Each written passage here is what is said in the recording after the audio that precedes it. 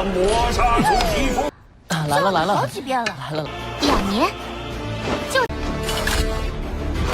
资源于我族群而言其实我精心为你调，折磨。会成为天才战的最强者。 Halo semua ya, selamat datang di Ruang Sinema. Bagaimana kabar kalian semua? Semoga selalu sehat dan baik-baik saja. Sesuai jadwal, jadi pada hari ini kita akan kembali melanjutkan series Donghua Penakluk Bintang episode terbaru. Yang mana ini adalah episode yang ke-127. Namun sebelum kita mulai, lebih baik kita lihat lagi apa saja yang telah terjadi pada episode sebelumnya. Di minggu kemarin, Lao Feng bersama dengan yang lainnya pergi menuju ke peradaban kuno nomor 1 di bumi, atau lebih tepatnya kapal luar angkasa klan otomat. Babata tahu kalau kapal ini sangatlah kuat, namun sistem pertahanan di sana sangatlah ketat. Jadi karena itulah, baik kalaupun diutus untuk melewati semua sistem pertahanan dan memasangkan sebuah chip agar Babata bisa mengambil alih sistem pertahanan kapal klan otomat. Hanya dalam sekejap mata, baik kalau berhasil melewati semua rintangan. Dan setelah semua itu barulah Lao Feng dan nyarinya memasuki pesawat itu. Babata begitu terkejut dengan kecanggihan kapal tersebut.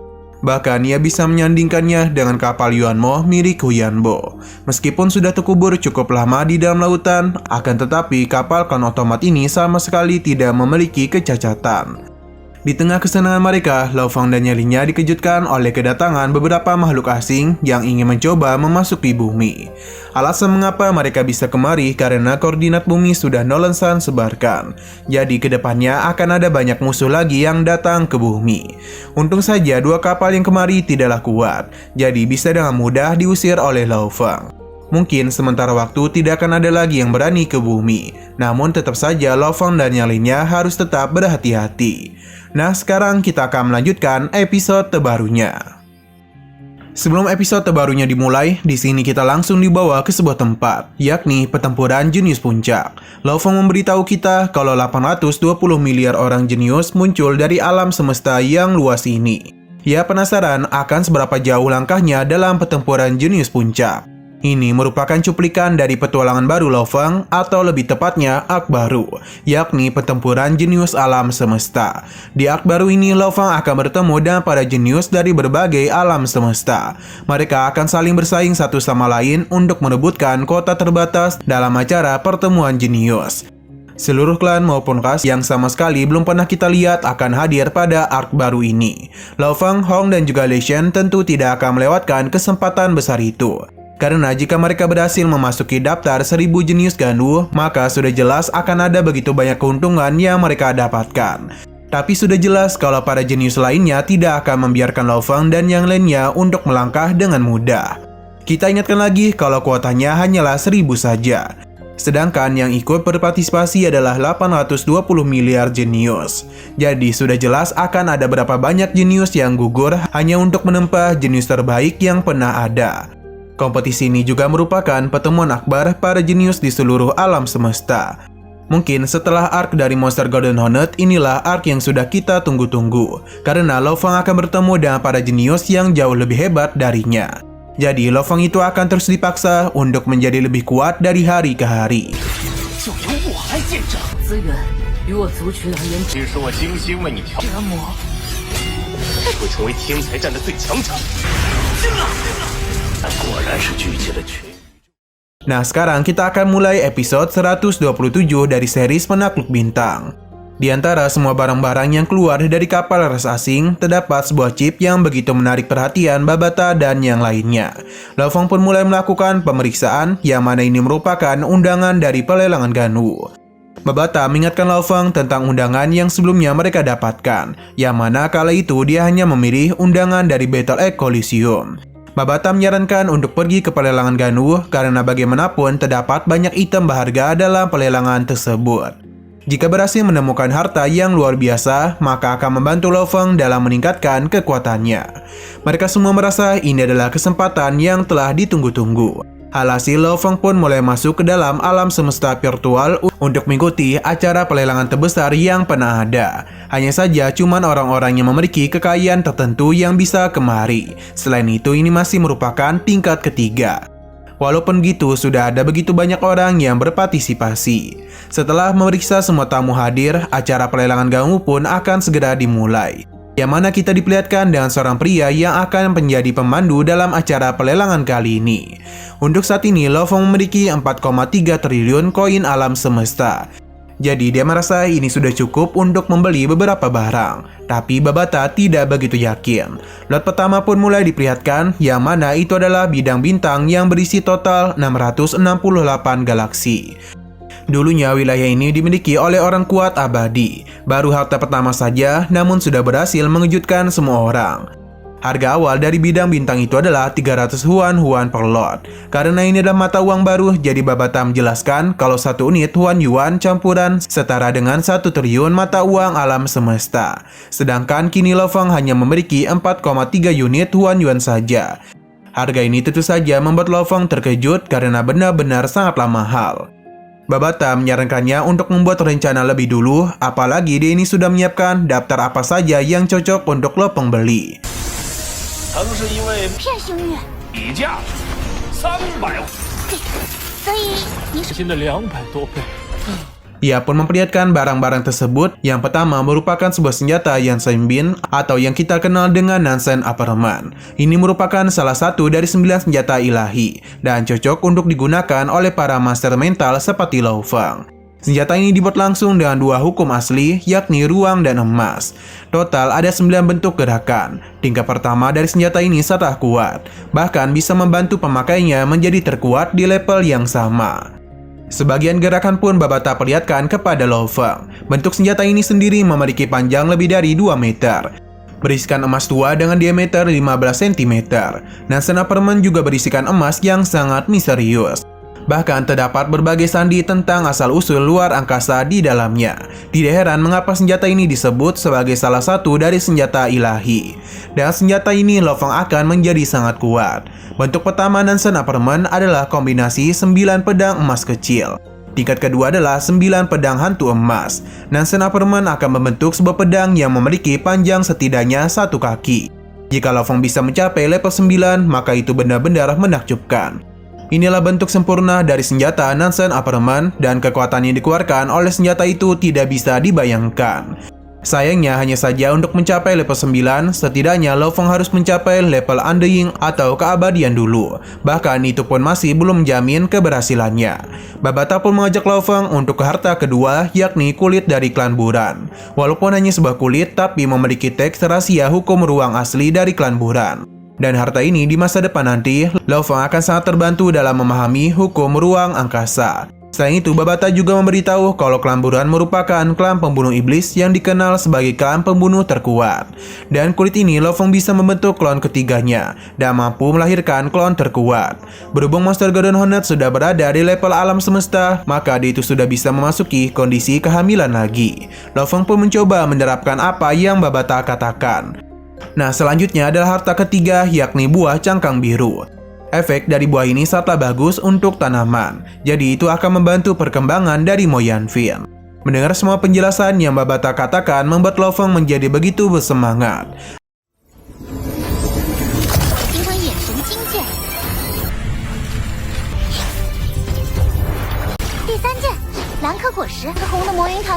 上。 Akan tetapi dia sadar kalau harga dari ketiga harta ini juga tergolong sangatlah mahal. Jadi untuk mendapatkan semuanya mungkin akan terlalu sulit. Babata menenangkan Lo Fong karena seharusnya diingat telah melakukan investasi kepada adiknya. Lo Fong hanya perlu meminta Lo Hua untuk mencairkan dana investasinya. Alhasil Lo Fong pun menjadi tidak khawatir lagi.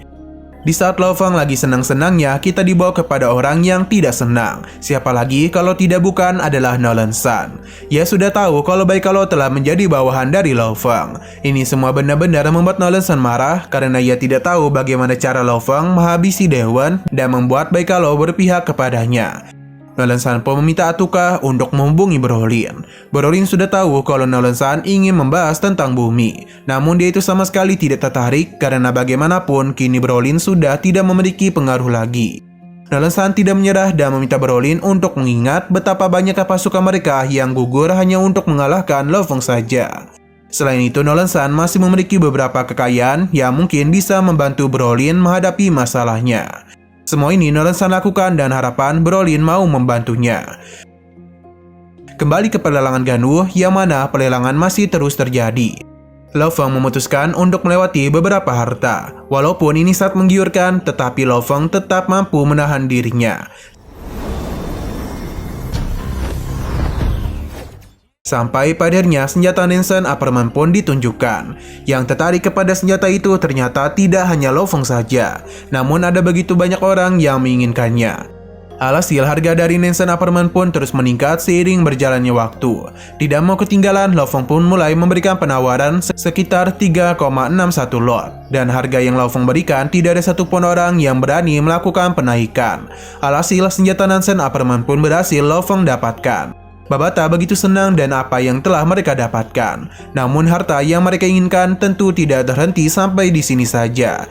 Karena saat juga kulit kelamburan pun diperlihatkan. Berbeda dan senjata Nansen, hanya sedikit orang yang tertarik dengan kulit kelamburan. Selain itu harganya juga tidak naik terlalu jauh. Karena kekurangan uang, jadi Lo Feng pun meminta Lo Hua untuk segera mengirimkannya uang. Ternyata saat ini Lo Hua sedang melakukan trading. Dia dan sabar menunggu menjual properti di harga tertinggi untuk mendapatkan lebih banyak uang. Sedangkan Lo Feng begitu panik karena beberapa orang terus menaikkan harga kulit kelamburan. Meskipun kakaknya sedang panik, Lo Hua tetap tenang saja. Sampai pada akhirnya dia pun menjual sahamnya di harga tertinggi dan langsung mentransfer uangnya kepada Lo Feng. Babata terkesan dengan kemampuan Lo Hua karena mampu mendapatkan uang yang begitu banyak. Babata pun ingin mencoba, namun dia langsung rungkat.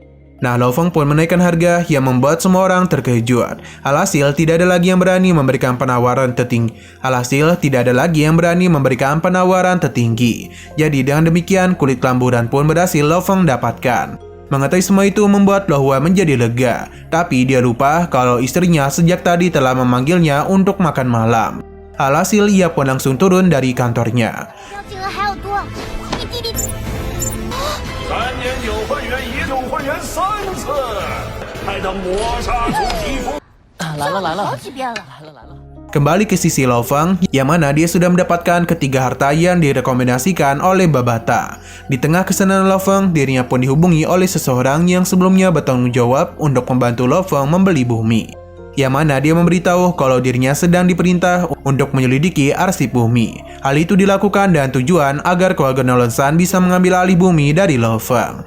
Keluarga Nolan San beralasan telah memberikan penawaran lebih dulu kepada bumi, namun malah Lo Feng yang lebih dulu membelinya.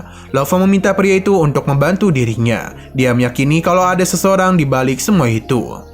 Pria ini pun membenarkan hal tersebut karena yang bertanggung jawab adalah pihak kekaisaran, yang tentu tidak bukan adalah Brolin. Mendengar semua itu, Lo Feng pun menemui para saudaranya untuk memberitahu tentang masalah tersebut. Ia tidak menduga kalau Nolan San memiliki hubungan yang dalam dengan Brolin. Jika mereka menolak pemeriksaan, maka dia yakin pihak kekaisaran akan mengambil tindakan. Hong tidak menduga masalah akan menjadi sebesar ini, karena jika pihak kerajaan ikut campur, maka bumi akan jauh dalam kondisi berbahaya.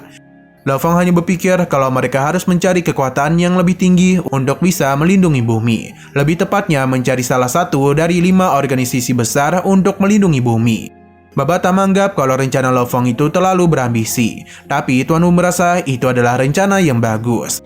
Ia pun memberitahu mereka semua kalau setiap 10.000 tahun, perusahaan alam semesta virtual akan mengadakan acara besar. Selama periode itu berlangsung, maka setiap dewan akan mematuhi perjanjian genjatan senjata. Dan begini, maka kerajaan Gunung Naga Hitam tidak akan berani bertindak gegabah kepada bumi. Tuan Wu yakin kalau informasi itu belum diketahui oleh Babata. Babata pun mengambil informasi itu dari tangan Tuan Wu, karena bagaimanapun dirinya juga ingin mempelajari hal tersebut. Acara besar yang Tuan Wu maksud sebelumnya adalah pertemuan para jenius. Acara ini terbuka untuk semua bintang. Tapi dari satu negara saja sudah mengirimkan ratusan miliar orang jenius. Dan jumlah sebanyak itu maka mereka harus melakukan penyaringan terlebih dahulu. Setelah mencari terbaik dari yang terbaik, barulah mereka bisa memenuhi syarat untuk memasuki perusahaan alam semesta virtual.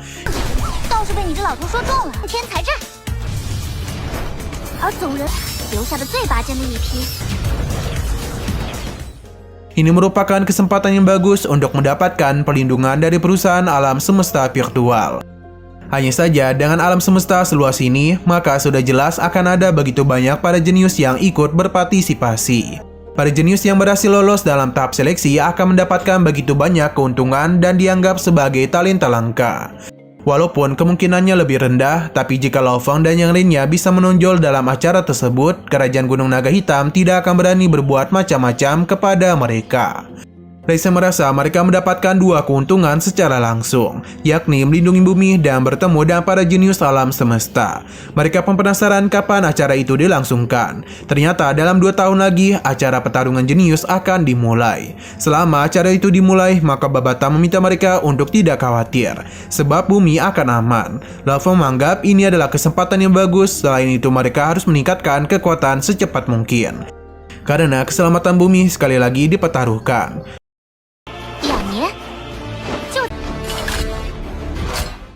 Buah cangkang biru pun diberikan kepada Hong agar pertumbuhan Moyanpin-nya juga bisa berkembang. Setidaknya dan semua buah cangkang biru akan membantu Moyanpin-nya mencapai level alam semesta tingkat 4. Sedangkan kulit kamburan digunakan untuk membuat klon ketiga Lo Feng. Hanya saja ini puluhan ribu kali lebih sulit daripada melahirkan manusia bumi. Jadi akan membutuhkan beberapa tahun untuk menjadikan kulit kamburan sebagai klon ketiganya. Untuk senjata Nansen Apartemen sendiri akan menjadi senjata utama Lo Feng. Perlu diingat juga kalau cukup sulit untuk menyempurnakan setiap gerakan dari senjata itu. Walaupun begitu, Lo Feng tidaklah menyerah karena senjata ini merupakan senjata yang akan membantunya menjadi lebih kuat. Dalam waktu 2 tahun ini, Lo Feng, Hong, dan juga Leixen akan berlatih dengan sangat keras untuk meningkatkan kemampuan bertarung mereka menjadi lebih kuat. Kita juga sempat diperlihatkan dan betapa kuatnya senjata Nansen. Bahkan Leixen dan Hong dibuat termundur oleh senjata itu. Tidak hanya mereka saja yang berjuang, namun Babata juga memberikan bantuan kepada Lo Feng. Tuan Wu juga sama, dia memberikan pelatihan keras kepada Leixen sebagai pewaris dari tuannya. Mereka sudah tidak ingin berharap kepada siapapun karena bumi harus mereka jaga sendiri. Nah, sayang sekali lagi seru-serunya episodenya malah bersambung.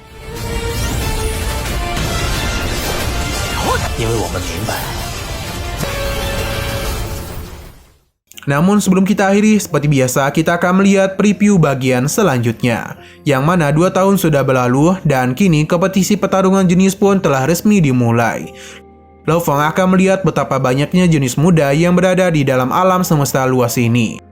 Mereka semua akan berkumpul dalam acara yang diselenggarakan perusahaan alam semesta virtual.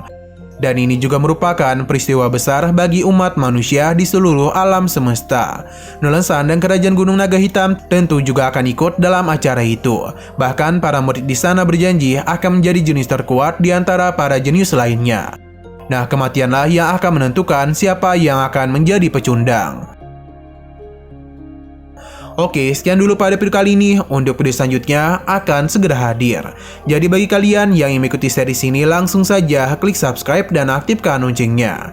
Terima kasih yang sudah menonton video sampai habis. Jika kalian suka pada video ini, klik like dan share ke teman-teman kalian tentang channel ini. Dan ditunggu aja kelanjutannya. Oke, sampai jumpa di video selanjutnya.